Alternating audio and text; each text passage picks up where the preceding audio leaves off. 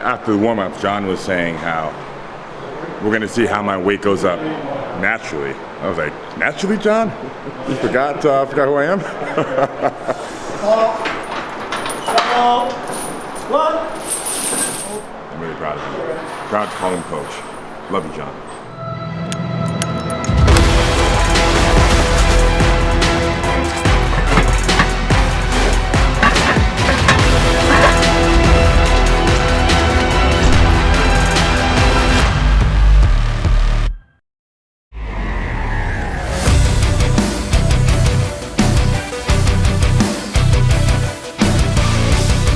Welcome back. Hey, good to be back. Larry's back in Strong Island, New York. How you feeling? I feel fantastic. I said I wouldn't do a meet for a long time, but it's been a long time. That time has passed. It's time. Yes. It's time to get back on the platform. September 11th is the date we're shooting for. We don't have a particular target in mind because it has been a long period where I haven't really done competition standard squat, bench, deadlift. So we're going to play it by ear. I'm not going to say I'm going to go 275, 308. I'm going to go in what I feel comfortable at. So it may be 285, 295, maybe 275. I'm just gonna go on a legit meal plan. I'm not gonna push the calories too much because when I did in Dubai, what worked, my squat and deadlift suffered, but my bench went up. So I wanna be balanced. I still wanna look good. I wanna become a flying elephant. So that's the plan. That's the plan. Today is the second baseline test. We already did a deadlift with Black Tom Cruise out in Jersey City Barbell Club, where I did 600 for 5 with mixed grip. Felt great.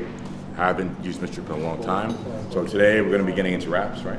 Yeah, we're going to throw some knee wraps on there. We'll see if it's true what they say. We'll see if it's cheating or you actually need to learn something. But joking aside, so there is a skill to all this stuff. Anytime you add more equipment, there's a skill component. So we're just going to practice. We're going to ease into things. And I think it's good. Sometimes it's okay to not have a goal, not have a clear expectation, and just kind of feel things out, even at someone at Larry's levels. I think that's good. So we're going to feel things out. We're going to let his body, naturally kind of get bigger or maintain. We'll see how it goes. But I'm just happy to have him back. And this is really exciting because we haven't had a chance to work in person for a prep in years. We've always, we've met on the platform together. We've communicated, virtually. But I always say the in-person stuff, you really can't replicate it. So I think I'm excited. I think that with no expectations, but it's only going to be better that we're going to be working in person. You get that live feedback, live hands-on. You get the support of the team. You ready to get under the bar? Hell yeah. Look, guys, my best performance has been when I've worked closely with Gaglione on a weekly live. That's been my best performance. That's when I felt my best, lifted my smartest. No impulsive PR attempps. When Gags is there, it can't happen. It can't happen, even if I wanted to. So if anything goes wrong, you guys can blame me entirely. Yes, this time 100%. around because I'm just throwing it out there. I'm just kidding. But let's get to work. You ready? All right, let's go. Sleeves let's on. do it. Let's get the sleeves on. Let's get under the bar. Come on. All right, as Coach John Gaglione just said off camera, first week is going to be squats with chains because when I squat with knee wraps, it's going to be an overload. So my back's going to have to handle significantly more weight than I've ever had. From the waist down, I'm going to be squatting over 900 for sure with wraps on. Previously, I've done about 865 or so, 870 with sleeve. That's my best. But with wraps, a good wrap, you can get anywhere from 50 to 100 pounds on top of your sleeve squat. And also, this is going to be my first session back. So Gag says he wants to make sure all this is protected, and I need to get accustomed to having head weight on my back again, especially with a straight bar. So that's the plan. You walking out or is mono? Mono, I'm gonna walk it out.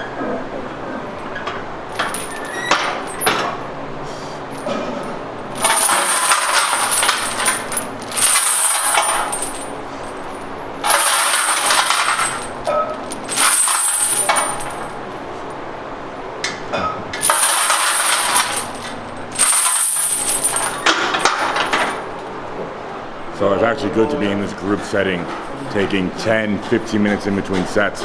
When I'm training with Black Tom Cruise, usually we're having maybe 2, 3 minutes. I like to go very fast, but when I get to a meet, I'm not used to long rest periods.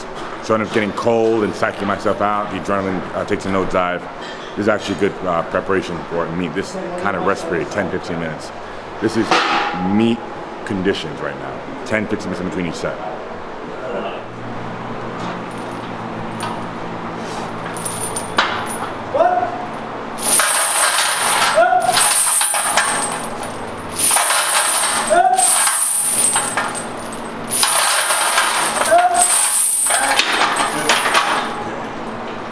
at the Lifetime Fitness in my building, there is a hot and cold tub. There is. Yes, there is. So I have no excuse. Yes, that's right in the building. Absolutely. There is, but now I need someone to suffer with me. Adam, you gonna join the cold tub? Not the hot, just the cold. You son of a bitch. No fun, no pleasure. Now you'll see Blacktop Bruce and I in there suffering. We're gonna get to that. But after braving the waters of Iceland in January, it can't be any worse than that. That's true. That was so cold, it's hot, literally. You get in there and it burns. So after the warm-up, John was saying how we're gonna see how my weight goes up naturally. I was like, naturally, John? You forgot who I am? I know I'm gonna see in the comment section, so I had to address that real quick. Nothing natural here.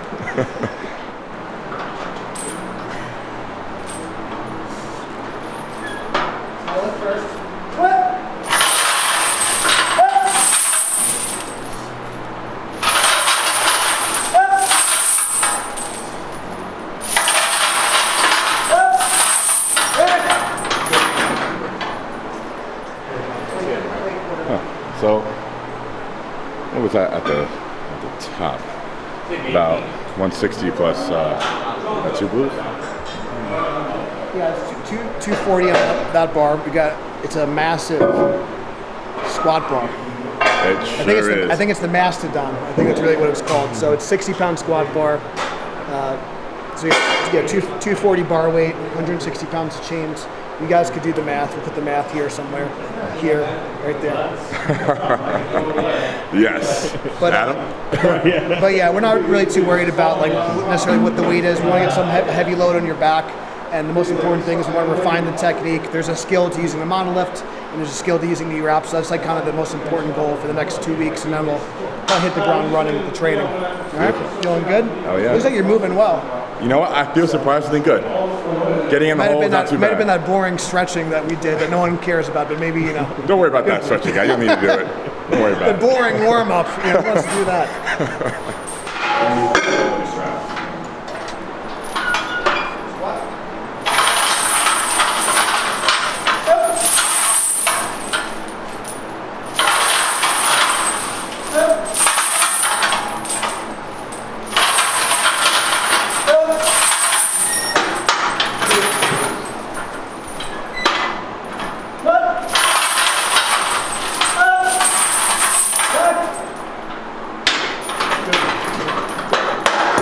Alright guys, so for my warm-ups, I've been squatting in knee sleeves. These are thick, very sturdy sleeve. If you want peace of mind, use these. They won't add much to your squat. You might get 2-3% at best in a sleeve. But most importantly, it keeps the joint warm, gives you confidence. When your gear is on, you get confidence from the gear. When you feel like everything is on, everything is there, you're ready to attack the weight. So we got a big inventory of sleeves, elbow sleeves as well. They are black and blue. I'm about to actually put my PR knee wraps on right now. And this is going to be my first of probably 3 heavy singles. The bar does feel quite heavy on my back. I feel like I haven't squatted in a long time. That's what it feels like, to be honest. Also the groove feels a bit off. The hips don't feel very explosive. I'm not coming out the hole like I used to. But it'll come back. Muscle memory is a beautiful thing. I give myself about 3 to 4 weeks before I feel like my own self again.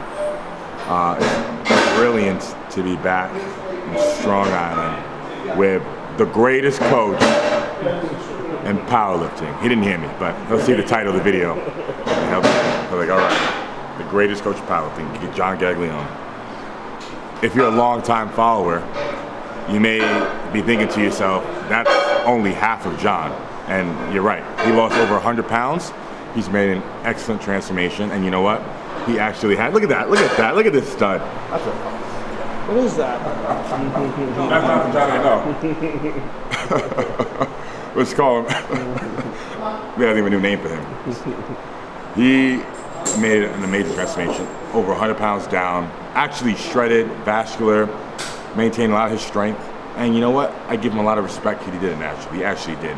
I told him a lot of times, come to the dark side. It never worked. He did it the natural way. and he made an awesome transformation. I'm really proud of him. Proud to call him coach. Love you, John. I'm going to pull you up. Don't force the depth. Just keep your position, okay?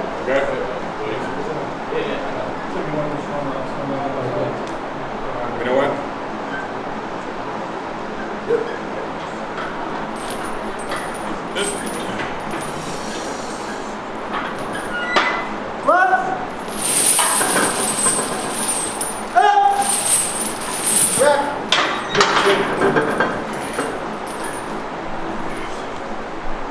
part of this is going to be getting used to it. Yes.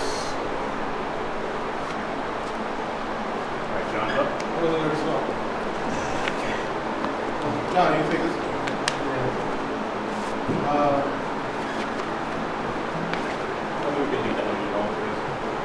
Yeah, no, how does it stay on? Yeah, it's 620 and 160 pounds of chain. Oh, So we're getting like up there. all right. Okay. No, I know, yeah. We're getting your back, ready for the heavy loads. My back's basically a virgin right now. We got to break it in. Yeah. So probably just going to do like 1 or 2 more sets. That'll be good for today. How was So each 100 is like 2. the bar path? Because I feel like I was I'm going to forward. look at it, but it's just this is the most important thing when you're in wraps is holding your position, because otherwise, it's kind of like that old saying, you can't shoot a cannon from a canoe. So you can have all this power and you can have all this extra horsepower from the wrap, but if you can't control it and you're not in the right groove, you're going to get flung forward. So this becomes, the back strength becomes more important in holding that, because then you're going to have the extra leg power because you're getting resistance coming down. But you got to be able to hold the torso. If your torso's in the right spot, you're going to stand up with whatever you need to. Because in sleeves, I feel more powerful. I'll be able to tip it forward. Yeah. So you're I gonna need have to adjust my You position. might need a to bit. be a little bit more upright. Okay. Just the wraps. So is this top set? Sometimes, typically in sleeves, be about here. So in wraps, about here. Yeah. It'll be more like this. So take a look at you too. Sammy and Tim need one. So I didn't change my bar path back in Dubai when I swam with wraps, because it was a light wrap. This was twice as tight, much tighter than Sharif was wrapping in Dubai. He was doing a firm wrap, but nothing like this. And this John could wrap it a lot tighter if he wanted to, I believe. So touch on what John was just saying off camera. It's probably about low 700 at the bottom, out the hole, and on my back's over 8. So this set's going to be about 670 pounds. So what's nice about that is that in the bottom, this is a weight that Larry can handle no problem in sleeves. But one of the biggest things that people forget to realize is that even just because you're going to get this overload at the knee joint does not necessarily mean your torso strength, your core, and your back strength, your trunk cannot stabilize the weight. You're not going to get much out of wraps. And this is kind of like the whole geared lifting argument. Just because I could throw on squat suit and not necessarily get much out of it if I don't have the core strength to support the weight. It's kind of that old adage, there's a bench shirt over there. I've never seen it lift a pound, right? So at the end of the day, the lifter needs to lift the weight. When you start to add equipment, there's a technical component that you must master, and there's other muscle groups to consider. So just because someone has really strong legs, if they don't have the trunk and the back strength to support the extra load, they're not going to get much out of wraps. So that's going to be a consideration if you are someone that wants to get into knee wraps. Don't just think you're going to throw a pair of wraps on and you're magically going to squat 100 pounds more. You need to acclimate your body and your trunk to the weights. That's the goal of the day. The biggest thing you want to focus on is holding your position. You're going to stand up with the weight, but you must hold your back. So if anything, settle the weight, bend the bar. It's going to get lighter the lower you go. So just hold your position, drive hard, and you're going to do great. Okay? Sure, got it, boss. All right, so we're going to go over some knee wrapping basics here. It's important to understand the safety considerations when someone's adding equipment. So I was joking with Larry before that I'm lean enough where you can actually see where my quad is now, which is nice. So when you straighten your knee, you can kind of see the quad and the calf start to kind of pull away from the knee joint. We don't want to get the wrap on the muscle. It's going to prevent the muscle from firing optimally. We only want to get the support around the joint. Okay, this is the weight-bearing joint here. So I want to try to get the tissue out of the way. If my knee is bent, you can start to see that the quad is starting to kind of get a little bit on slack and bunched up. and that's going to prevent him from firing the legs. So essentially, what the wrap is doing, it's providing compression, it's providing resistance, it's resisted flexion, and then I'm going to get that overload here. So that's going to be something that's going to be really important as the handler. And for the lifter, where Larry's focus is holding his trunk position, so it's going to be more of a consideration for the back, okay? So we're going to work on the technique, see what's comfortable for him today. Another thing that could be helpful, if the lifter's tired or a little bit bigger, one could just kind of give him a little bit of back support here. That's very helpful for me. So either John or Sammy, I just want you to just kind of give him a little back support. And we're going to use this strapping technique to get a little bit more out of the wrap. So we're going to keep his legs straight.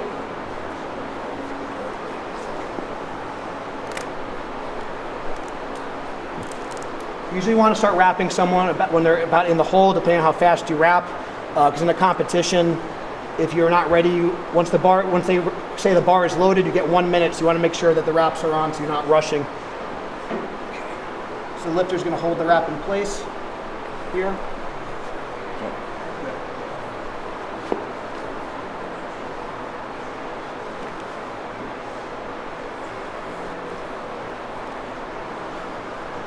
Keep that leg straight, really great. Okay. Strap. Just like this. Okay. Come around. Okay. So we're going to put this through here, Okay. and we're going to give it a tug. So you can see this is probably the best one so far. Right? Oh yeah, definitely. Good. It's a brand new wrap, so with each set, it's gonna actually a little bit having a little more give. It's a brand new wrap. I'm going to keep this straight as well. We're going to keep that locked in.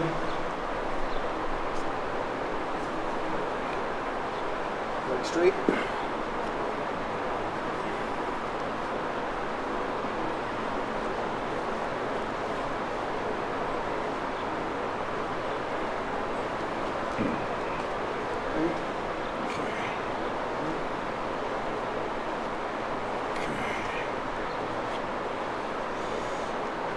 Nice. Good. I'm going to help get his belt. Pull it through. Good. Help to lift her up. All right, let's get to work. All right. Literally every Focus day. on your pick, okay? Come on. All right.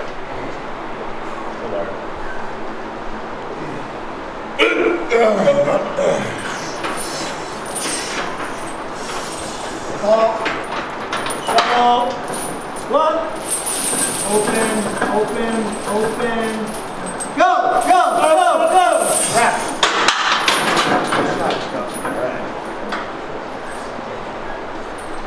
That was the slowest rep in history. Well, that's good job. Yeah. How do you feel?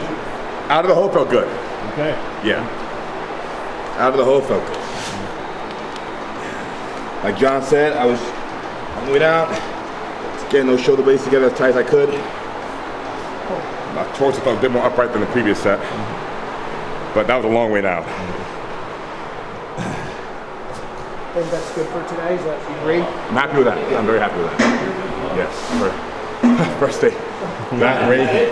Ray's got one more. It's 2 plates and a quarter. All right, so we took it nice and easy today. We're easing into things. Look, hold on. He told me 75%, a set of 5 with 2 or 3 in the tank. That was 110%. That's what we call calling an audible. But the goal, there's going to be a different strategy with the training for the squat because there's other variables. Essentially, you need to treat a wrap squat almost like a different lift. The sleeve squat is related, but it's not quite an apples to apples comparison.